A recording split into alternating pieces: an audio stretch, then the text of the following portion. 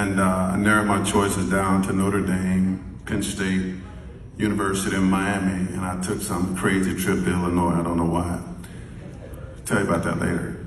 But Howard Schnellenberger sat there and he said, if you come to University of Miami as a true freshman, you'll play baseball, number one, and you'll be the first back that we ever had to win the Heisman Trophy because you can catch the football better than any back that I've ever seen. Unfortunately, my Uncle Freddie and Will and I had a lot of fights about this, and I, took it in my own hands and said, I'm going to go to Georgia. Yeah, I went there and I did very well, top back in SEC as a freshman All-American, did well, but I wanted to come home and I transferred. And as DJ, I was a top player coming out of high school.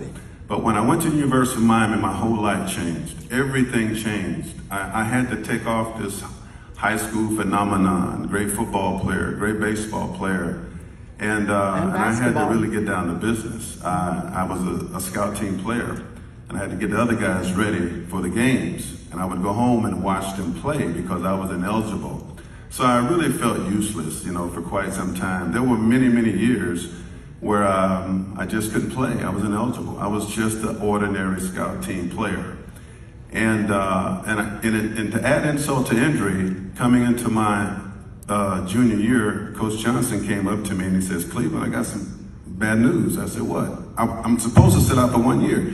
He said, well, the NCAA said, because of the ruling, you're gonna have to sit out, some more games your junior year. So Miami is such a fast-paced program, so I really wasn't included in the program, and I played sparingly. But coming into and after that, after he told me that, I was so disenchanted. I walked around campus. I really wasn't there. I remember going to see the school therapist. I just really couldn't deal with it. I really didn't want to go to school anymore. And I went and applied for law school. And I thought I'd never, ever step on a football field again. The last time I ever saw daylight on a field in a game was my freshman year at Georgia in high school. But that wasn't going to get me to where I wanted to go. So I had to put that behind me. And I thought about what Coach Schnellenberger said in that front room. You're the best back we've had ever coming out. And if you come here, you're going to win this Heisman Trophy. So on that scout team, I never forgot that. But deep down in my heart, I knew I was the best back on this field every single day, even though I'm ineligible. And I got 1 year to play. What's so interesting about it, I only played 1 full year of football. I wasn't thinking about football at that point. I was thinking about going to law school, And fortunately enough, I played. And I have a guy who's here tonight, and I want him to stand.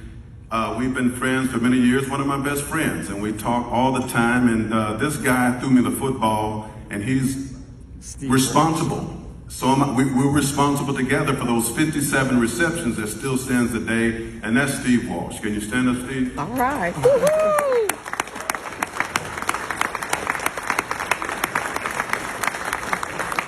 And to close it out, and going into the NFL and leading the NFL in touchdowns and playing football and having 1152 in one season. That year, only Emmitt Smith, Thurman Thomas, and I did that. And shortly thereafter, football for me was pretty much a thing in the past. I retired. But I just want to say to all of you out here, family is the most important thing in life, not your career.